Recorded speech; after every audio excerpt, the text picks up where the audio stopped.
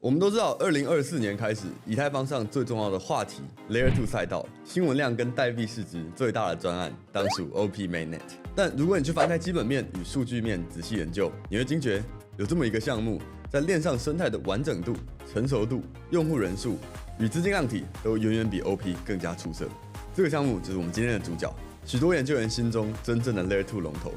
Arbitrum。Hello， 我脑哥，欢迎收看我们的一臂之力系列专题。这个系列影片，我们用最短的时间带你完整认识一档备受关注，或是我认为很有发展潜力的加密货币与其背后的区块链专案。上一集我们介绍了 OP， 一个在市值与机构整合方面表现最出色的 Layer 2项目。今天我们就来聊聊最多人敲碗且与 OP 颇有余量情节的 Arbitrum 以及它的原生代币 ARB。Arbitrum 成立于2018年，是曾担任美国奥巴马总统白宫副技术长的 Ed Felten 和他在普林斯顿当教授时带的博士生团队一起打造的以太坊 Layer 2扩容解决方案。如果你已经知道 Layer 2是什么，可以快转到这个时间点。那如果你不清楚的话，我们再快速复习一下什么是 Layer 2。我们熟知的比特币、以太坊、Solana 这些区块链，它们的本质上都是分散运算的账本串联出来的网络系统。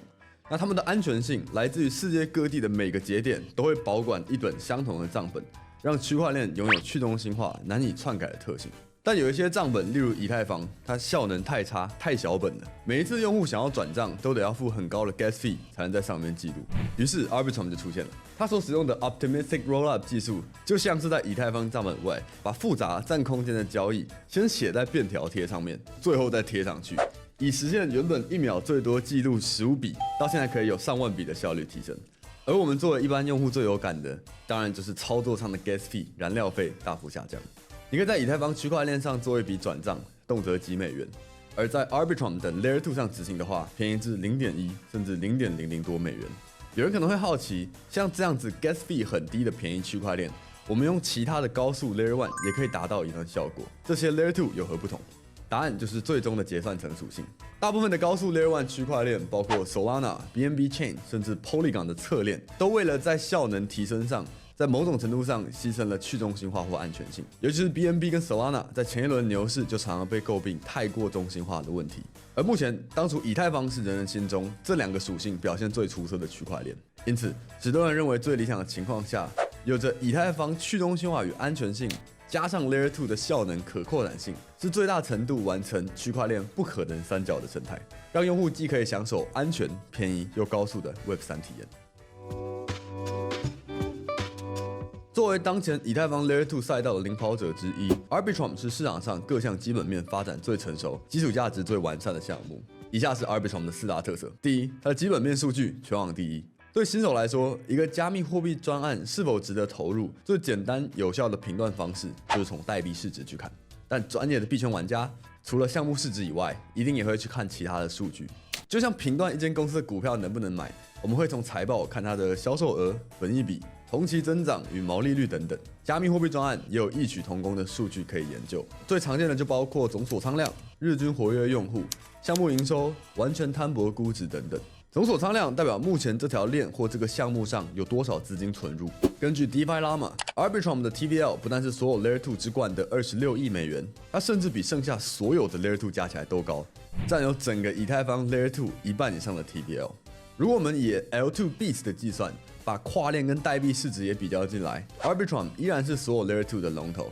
甚至比第2名的 OP 还高出了1倍。这说明资金更多选择部署在 Arbitrum 的生态。营收方面 ，Arbitrum 平均单日可以创造6万美元的净利润，高于 OP Mainnet 的14000美元，这肯定了他们更成熟的价值捕获能力。而根据 Token Terminal 的数据 ，Arbitrum 的每日用户人数约落在15万人，高于第2名 OP Mainnet 的6万人，说明更多的真实玩家也是在 Arbitrum 上操作。可以说，单看上述的基本面数据 ，Arbitrum 就已经是毫无疑问最出现的 Layer 2领跑者。第二，它的安全性与开发完成度最高。从 Layer 2B 可以看到，目前 TVL 前10名的 Layer 2专案中，只有 Arbitrum 与 DYDX 两家是已经达到 Stage 1的成熟度，剩下都还是 Stage 0。在安全性与成熟度的指标 State Validation、Exit Window、Proposer Failure 等，它也是开发最完整、最令人安心的一个项目。它与 Immutable X 是唯二两家，即使项目方今天打算植入恶意升级，用户都还是有资金出逃机会的项目。比较下来，你可以发现 Arbitrum 优先照顾的重点，比起可以大肆宣传的高效能、高 TPS， 他们在安全性、去信任化的基本面属性似乎更加用心。第三个特色，它的 Layer 3方针 Arbitrum Orbit， 比起另一个 Layer 2专案 OP Mainnet， 它选择拉拢更出圈的大型机构、大型交易所。Arbitrum 拓展的方针更加看重技术端，于去年年底推出了 Arbitrum 的 Layer 3生态套件 Arbitrum Orbit。它的目标是让开发者可以专心打造拥有自己关注特色的区块链，把安全性托付给 Layer 1的以太坊，把效能托付给 Layer 2的 Arbitrum。新的项目方可以用更低廉的成本打造更成熟的不同应用公链。币安前阵子的 Launchpad XAI 就是第一个 Arbitrum 的 Layer 3项目。那这个话题还比较新，也还有很多值得讨论的空间。但随着生态逐渐成熟 ，Layer 3的定制链也是许多币圈玩家非常期待的下一个风口之一。第四，最丰富的生态。广义上，作为仅次于以太坊、波场、币安链以外的第四大公链 ，Arbitrum 的 DeFi、GameFi 基础设施与各项生态都十分完整。知名的去中心化永续合约平台 GMX 就是打造在 Arbitrum 上的龙头项目，而其他原先在以太坊就占有一方山头的 Aave、Uniswap、Balancer 等，在 Arbitrum 上也都已经累积了很高的交易与资金量。从项目总数上，我们也可以看到 Arbitrum 的协议数量也是远甩 OP Mainnet 的524个。值得一提的是，在 Arbitrum 上开发项目，你不需要像其他以太坊生态链，你只能用 Solidity， 而是可以用 C++、Viper 等更主流的程式语言来编写智能合约。这无疑让更主流的开发者进入 Web3 能够上手更容易了。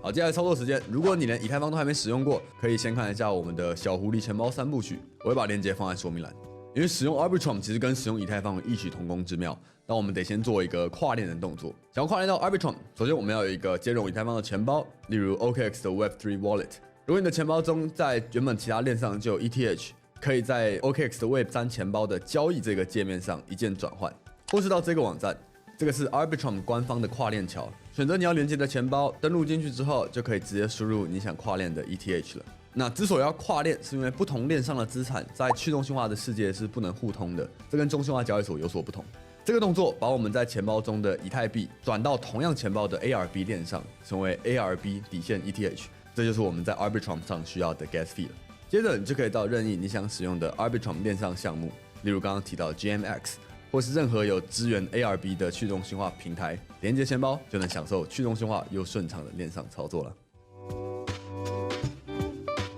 最后，如果你想要投资 ARB， 这部影片上架时间应该是在2024年的1月份。这是一个以太坊即将进行坎昆升级的时间点，而坎昆升级所包含的 EIP4844，就是为了要优化 Rollup 的交易成本而设计。它会让 Layer 2原本便宜的 Gas Fee 再度下降，交易费用甚至可能会降到小于0.001美元。这被认为是 Layer 2赛道包括 OP、ARB 实现大众采用等很大的利好，所以现阶段我也配置了一定比例的 ARB。但是有在看我们影片的观众一定知道，虽然这部影片好像把 ARB 讲得像是 OP 他爹一样优秀，但其实我个人现在是配置更多 OPB 的。背后很大的原因是，我认为这一轮牛市能够快速往主流的大众机构扩展的策略，也就是 OP Mainnet 超级链策略，比起 ARB 坚实的基本面，它对币价可能有更高的刺激效果。不过，随着 Arbitrum 上的第一个 Layer 3游戏项目 XAI 1月份上市币安 ，Layer 3的生态也逐渐的更加被重视。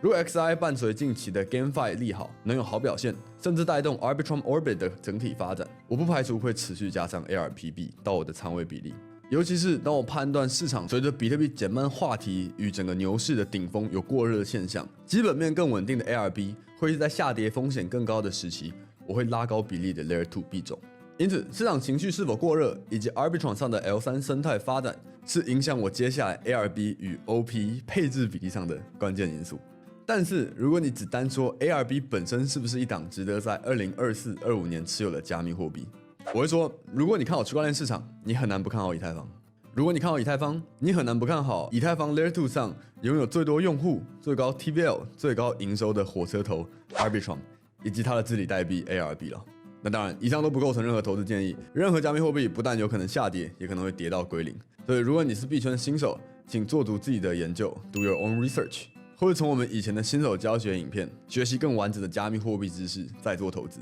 如果你想买 ARB， 可以使用这间全球最大的加密货币交易所之一 OKX。下面说明栏有我们专属的推荐连结，使用这个连结开户的新人可以享有终身交易手续费20%的减免。随着这阵子以太坊整体生态的回温 ，Arbitrum 币在整个币圈也是十分强势。你觉得在3月坎昆升级的利好下，它也会是你的资产部位中重要的一环吗？可以在底下留言区跟我分享。以及下一集的一币之力系列，你想要看什么币呢？在留言区告诉我吧。那这部影片就到这边，如果这部影片对你有帮助，可以帮我按赞这个影片，分享给有兴趣的朋友。订阅我的频道，让 YouTube 演算法知道我们想看加密货币的内容，所以比特币就会涨。有任何问题都可以在底下留言区留言问我。那这样啦，我是脑哥，我们下一期再见 ，peace。